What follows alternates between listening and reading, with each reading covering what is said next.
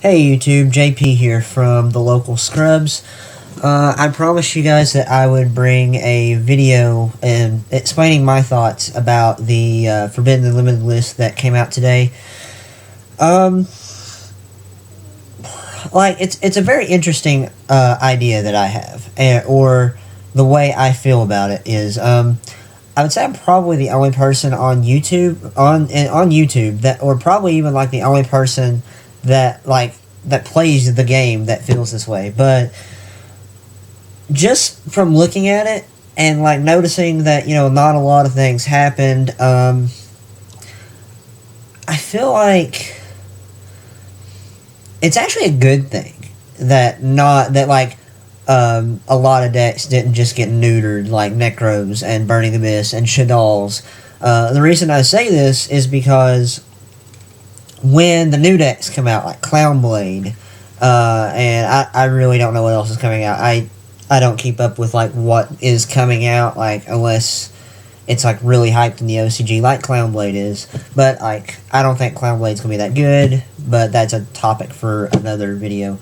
But like if all of the like main decks right now, like the top three, in my opinion, like meta decks would be Burning Abyss, Cleafort, and Necros. And let's just go ahead and throw,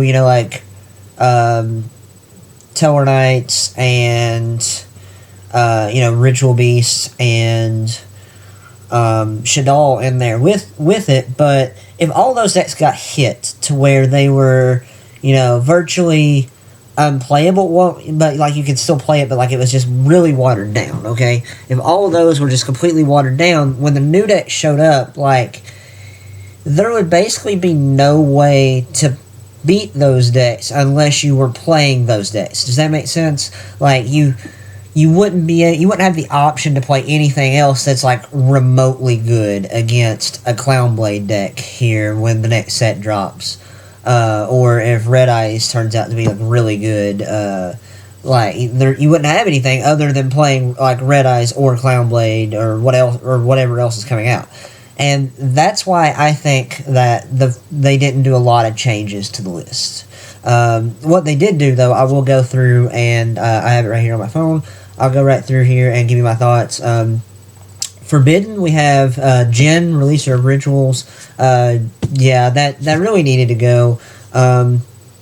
It takes Necros' Jin lock play, keeping you from special summoning. It takes that away from them. And a lot of people argue that it's just Necros that makes that card so good, but all it really takes is just another ritual deck, and the card's a problem again. And then the only other card that they banned was Lavalval Chain. And that card's been a very popular topic of discussion lately because, like, does it really warrant the hit? I understand why they did it. Lavalval Chain is definitely used in a lot of retarded plays, like just being able to dump stuff to the graveyard and also stack on top of the deck. Like, it's really versatile, and it sets up a lot of really good plays, and it's really degenerate, and I totally understand that.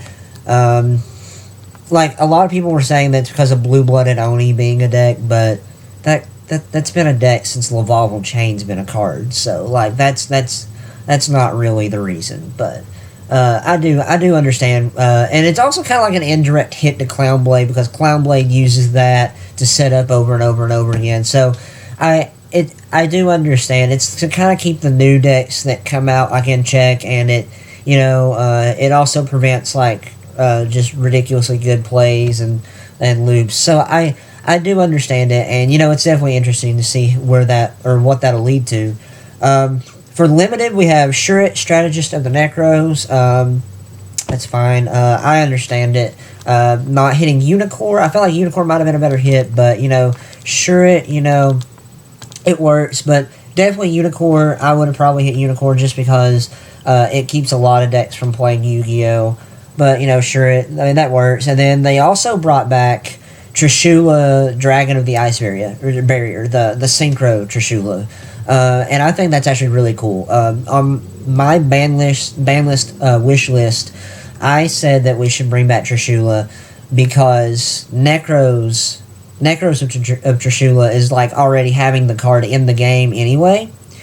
It's just now other decks get to play Trishula. Like anything that can that synchros or anything that just techs in a Ghost Ogre or the Snow Rabbit that can make a level 9, can now play their own Trishula, and I think that's really cool, and it definitely brings a more balanced game. It definitely brings us a more balanced game without actually hitting Necros.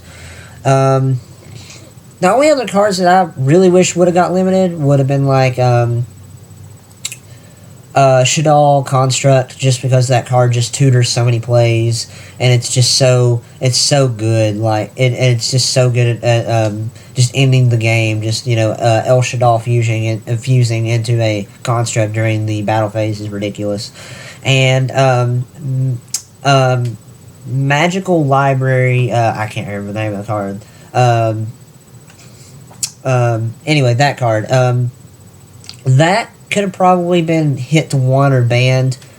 It's really shocking that they didn't do that, but, again, I don't really think Chicken Race is going to be that good. It'll probably get hit next list, but Chicken Race is just kind of more like a trolley deck. It's not, I don't see that really being competitive, so, Royal Magical Library not being hit right now, I think, is interesting. It could have definitely went to 1, but it didn't, so we'll just have to see what comes around next list. And then also Stratos. Stratos didn't come back, and I really think Stratos definitely could have came back. The only thing bad about Stratos coming back is the fact that you can just pop back row with it turn after turn after turn. But other than that, like if you hit Rhoda, which should have went to 1 because it's too splashable, and if you hit Bubble Man to 1 or 2, just like the ARG list, Stratos can definitely come back. So we'll again, we'll see what Konami does in the future. Burning Abyss, they could have touched it, like maybe hitting Seer to 1, but or like Fire Lake to 1, just like one of those two things. I wouldn't have done both of them. But they didn't, so, but then again, like, that will also keep Burning Abyss relevant in the future, so, even with the newer decks coming out, so that's definitely interesting. Moving on to semi-limited, we have Atlantean Dragoons. Let's all play Mermills now. Dragoons going to 2 is really cool. Mermills could maybe be a thing now. We'll just have to wait and see. And then Dragon's Ring going to 2. There you go, There you go, all of you Dragoonity players. You can shut up now. Play Dragoonities. It's not going to be relevant. But at least you can play the deck now. But anyway, moving on to the Unlimiteds. Glow Up Bulb. You can only use it once per duel. That's fine. Sinister Serpent, the card sucks now. Dark Strike Fighter, it's not done anything in the game relevant, so that's fine. Sacred Sword of 7 Stars. Yeah, that can come back. The rulers are banned. Temple of the Kings and Exchange of the Spirit as the last 2 cards on the list that were unlimited.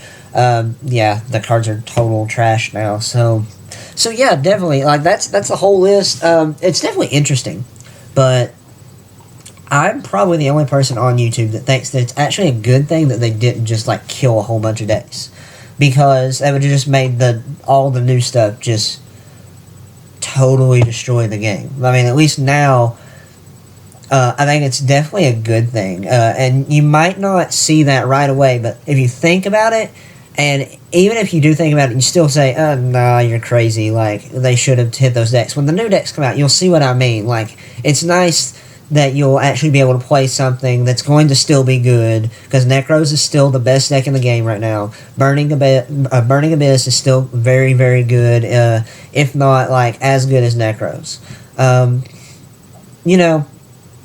I think it's a really cool list. Actually, it's very interesting. We'll just have to see what time shows us. So, but anyway, thanks for watching. Let me know what y'all think in the comments below, and take care.